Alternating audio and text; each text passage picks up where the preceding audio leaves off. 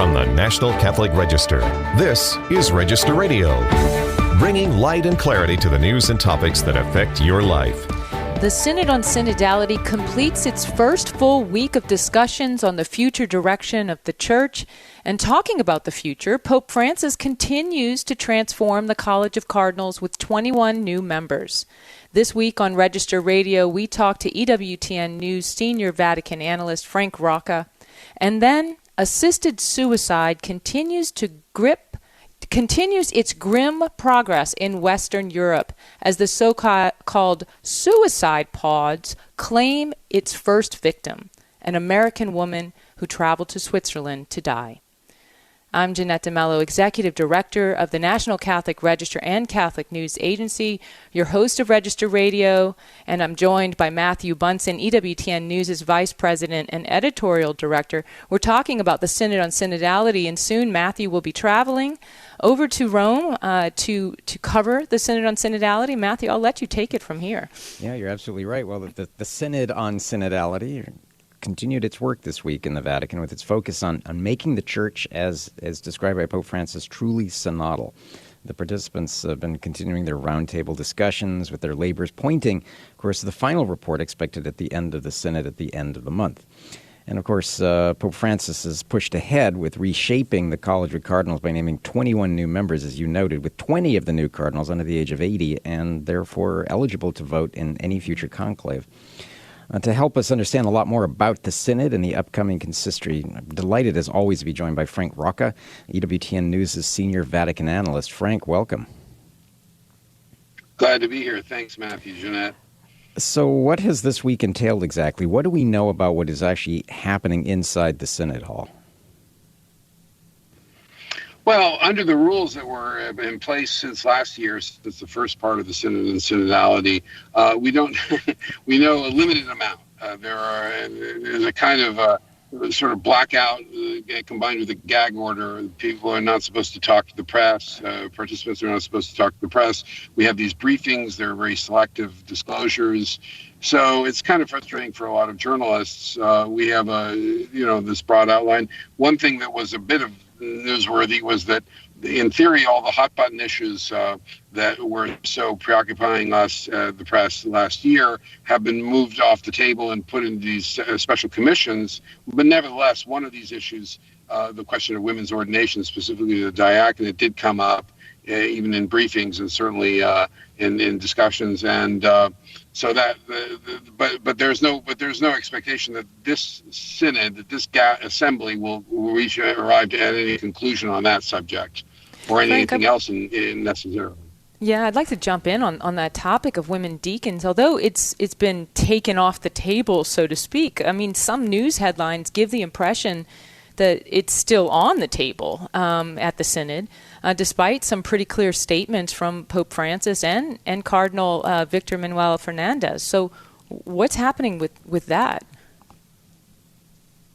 Yeah, I mean, the Pope I think it's fair to say over the time by this point that the Pope has made it pretty clear he's not crazy about the idea. I mean, especially when in the spring he went on CBS TV in the U.S. television and said, no, women's ordination of the diaconate can't happen. So you'd think that would have settled the issue.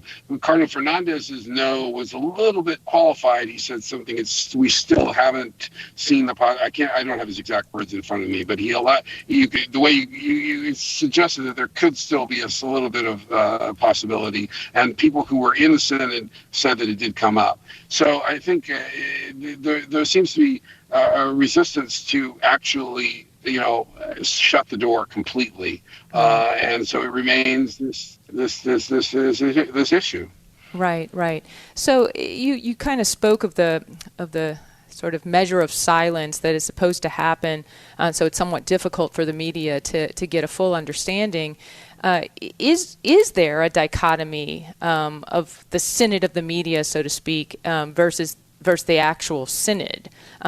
Does the reality in the Synod Hall actually match the press conferences or the headlines that we're seeing? Well, of course, it's hard to know because we don't know what's going on inside. But we do know from last year that the people are the rules, at least last year, were very restrictive. For example, when somebody made an intervention, then the next person wasn't supposed to respond directly to that person's intervention, but kind of respond obliquely in general terms. So they're under a lot of constraints right there. I think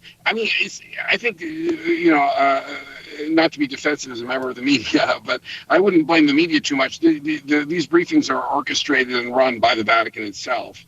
And so I think whatever comes up and is emphasized is presumably what they want people to hear, or at least they're willing to let people hear. I think, the closest thing to an ongoing theme, I think, given that these issues like women's ordination, potentially contraception, homosexuality, the kind of things that journalists get excited about, are off the table. We can look toward perhaps some movement on the question of decentralization, which is a big sort of governance or ecclesiology in church terms. Presumably there will be some discussion about that, and to what extent lay people can be involved in governance and even potentially overseeing bishops to some extent, which is what some people in Germany have proposed. The German bishops have proposed.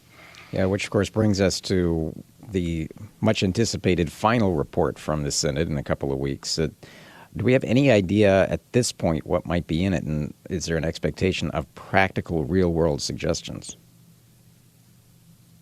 Well, I don't have a crystal ball. I mean, remember we were surprised last year after all the raised expectations about, especially on the LGBTQ questions, that it didn't even come up in the final document, as we know afterwards because of the opposition of certain bishops, including the bishops from Africa.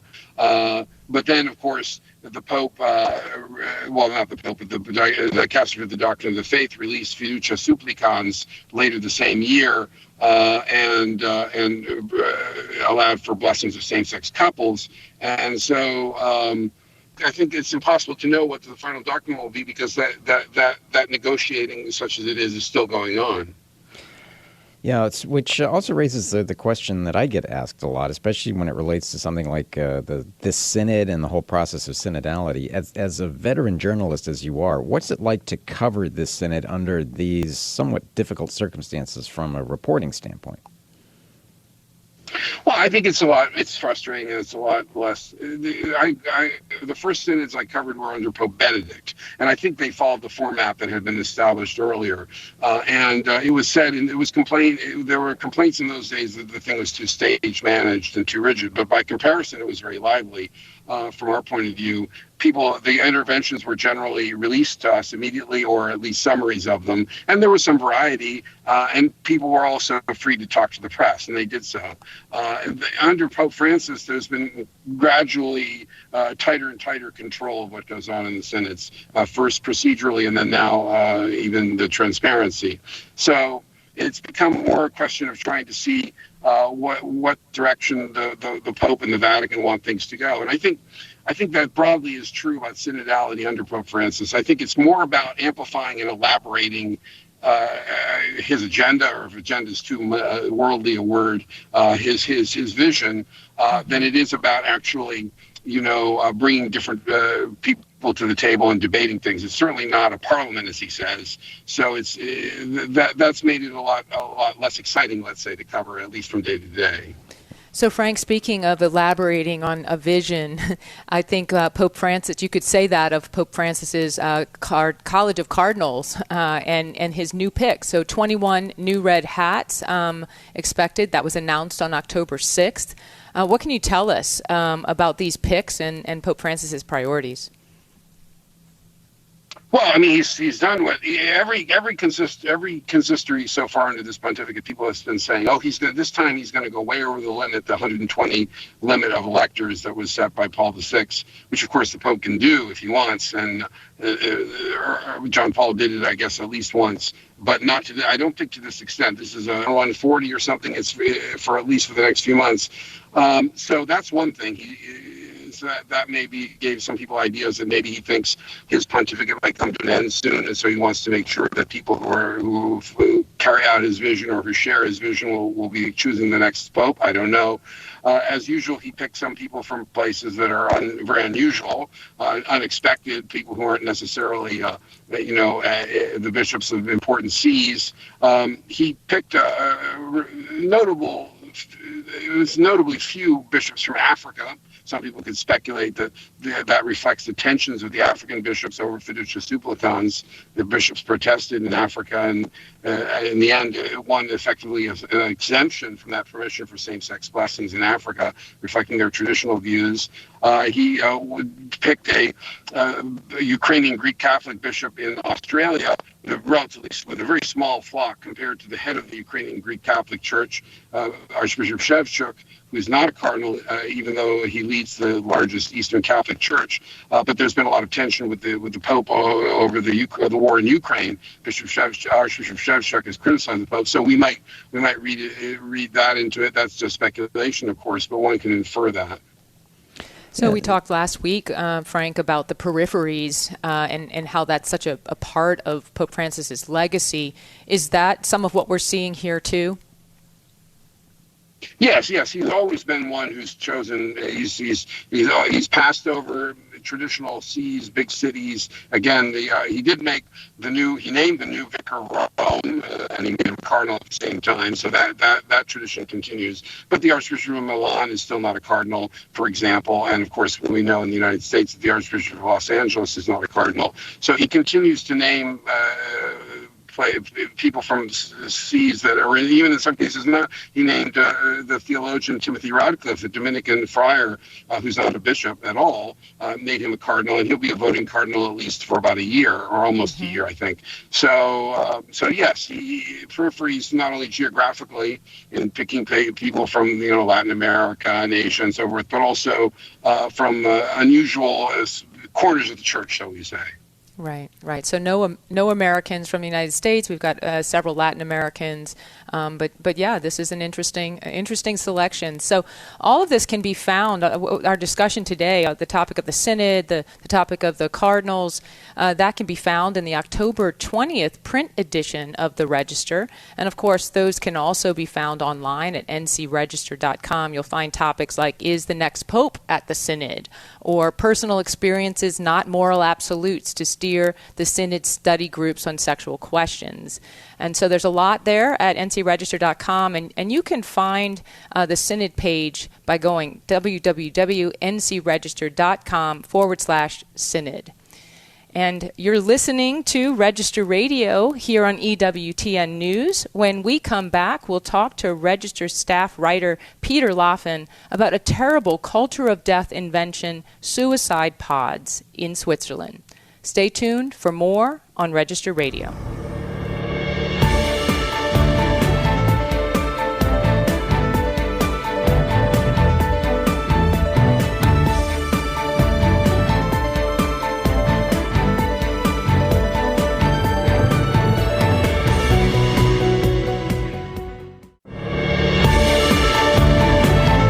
Let's return to Register Radio on EWTN. Welcome back. I'm Matthew Bunson, Vice President and Editorial Director of EWTN News, flying solo in this segment. But we're joined by Register staff writer Peter Laffin, who has been following the very dark story of assisted suicide in Western Europe and North America. A 64-year-old American woman with a severely compromised immune system recently flew to Switzerland. Why? To obtain an assisted suicide using a sleek-looking suicide pod, which had been placed beneath a beautiful canopy of trees. Her assisted death marks the first time someone is known to have used the pod for its terrible intended purposes. And Switzerland is one of the few countries in the world where foreign nationals, can actually travel there to obtain an assisted suicide. Peter, welcome. Thank you for having me, Matthew. Well, I know you've been following this story for quite some time, and you've actually spoken with the creator of this death machine. What was that experience like? And I can only imagine having that conversation. So Philip Nitschke, which I believe is how to pronounce his name, which is, one of the most incredible facts of all of this, that his last name is Nitschke. We had a conversation following a story I did for the Washington Examiner, where I was writing previously to the Register. This is back in March. And I guess, this is a hard story to convey. It's a hard one to get into. I noticed even when you were giving that introduction, what words do we choose for this? And right. Yeah, the woman traveled to Sweden to obtain assisted suicide. There's a certain sterility to the to the whole sound of it. Yes. Yeah. So it's strange to attempt to encapsulate this entire experience of following the story and just experiencing what's going on out there. And so I spoke with him about this for the story, and I was very, again, I don't know if impressed is the right word, but he made a deep impression on me as somebody who was not using any euphemisms. He was pushing assisted suicide, not physician-assisted suicide, and we'll explain the difference to him on this. Yeah. But he was pushing assisted suicide without any of the euphemisms you normally hear from any of these groups who fight against life. Where he has no real interest in attempting to reduce anyone's suffering, and he doesn't pretend to. He thinks that suicide, we should all be able to do it whenever we want. He says life is a gift, and we should be able to give it away freely whenever we choose. And by gift, he doesn't imply a giver, because after speaking to him, I know that he thinks the idea of God is absurd. Gift in the sense that I lucked into this, and I can end it when I want. And so it holds the eye, and speaking to him, it holds the eye and the ear. It's like a moral train wreck. Yeah. You can't look away from it. So yeah, that was my experience with him, and he tweeted out some things about my story, and he attempted to make me out to be the radical for believing in God, which he found preposterous. He thought I was the radical for stomping on human rights. What's his position, or did you get into it on something like euthanasia? No, he just, it was a quick back and forth. It probably lasted 5 minutes. Yeah. And it was really just him being upset with the framing of my story, which kind of implied that he was the moral monster. So we didn't get into the details on that level. Yeah. So in Switzerland, this is allowed, but there are certain technicalities that he has to get around, aren't there? There were, yes. So the first death of this woman who flew from America, this 64-year-old, that actually ran afoul of Swiss law on two technicalities. First of all, it violated their product safety law. And we should go back that's and talk ironic, about yes. what this product is. And it also violated some very obscure Chemicals Act. I think we should introduce this, going back to what is this product that violated the product safety. Talk about holding the eye like a moral train wreck. I first became interested in this story. I saw a picture, just came across my social media feed, of this sleek-looking pod. It's straight out of a Star Wars movie, and it's supposed to be. They want it to be attractive. Well, I'm thinking also of the obscure movie reference, Soylent Green. Yes, yeah. Many where many people go in that. And they end their lives, but in a very comfortable fashion. Exactly. Yeah. And the first picture I saw of this pod, it was somebody who was doing like a tourist visit to it. There was this young woman. She was very attractive, seemingly very healthy looking, and she gets inside the pod, and the pod has a glass window, and she's waving through it with a big happy smile on her face, and someone takes her picture. And I just thought, well, that's one of the most disturbing things that I've ever seen. And so, this is supposed to be an attraction. It's supposed to be sleek. It's not meant. It's much more like an amusement ride than it is something that's meant to help people who are sick or suffering. Something from my exchange with Nitschke that was revealing. His goal is to demedicalize death. Mm-hmm. That's his word for it. He wants to remove the need for a physician or a psychologist to make any proclamation over this person's ability to make this decision. He just wants you to be able to die, and so he's made this very slick thing. And when you get inside of the pod, so the person gets inside of the pod, closes the hatch, and then a voice calls out over top and it says, "Press this button if you want to die." And apparently the woman who did die, she did it immediately. She didn't hesitate. And then the chamber is flooded with nitrogen gas. Mm-hmm. And the person falls asleep and dies within minutes. And then this is, another, we didn't get into it very much in this story for the Register.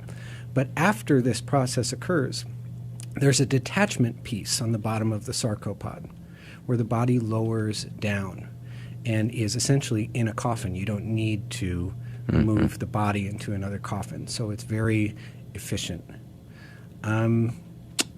And with the assumption that down the road these would be mass-produced and... Yes. Right. So you can 3D print these if you have the capability to do large 3D printing. And he has said that in the future, he believes in the future very soon, everybody will be able to go down to a store down the street and do a large 3D printing of any device they want. And so he puts his plans for the sarcopod available online. And I genuinely believe Nitschke doesn't want to make money off of this. Mm-hmm. I genuinely believe that he's not concerned with that. He's more concerned with the availability of this. It's a moral crusade for him. Yeah, essentially to mass-produce death. Exactly. Right. And that the importance, too, is that they're legally, that he would ask somebody, if you want to die, push this button. Does that provide, from his standpoint, a certain legal cover because agency remains on the part of the victim? Yes, exactly. Okay. It's that final last, and the person, too, who goes into the pod, they have to speak with one of the company's lawyers to sign a few things to get that final declaration. So Nitschke he's a frontman for a number of different, I guess you'd call it right-to-die organizations in Scandinavia. Exit International is the one that he founded, I think, about 20 years ago.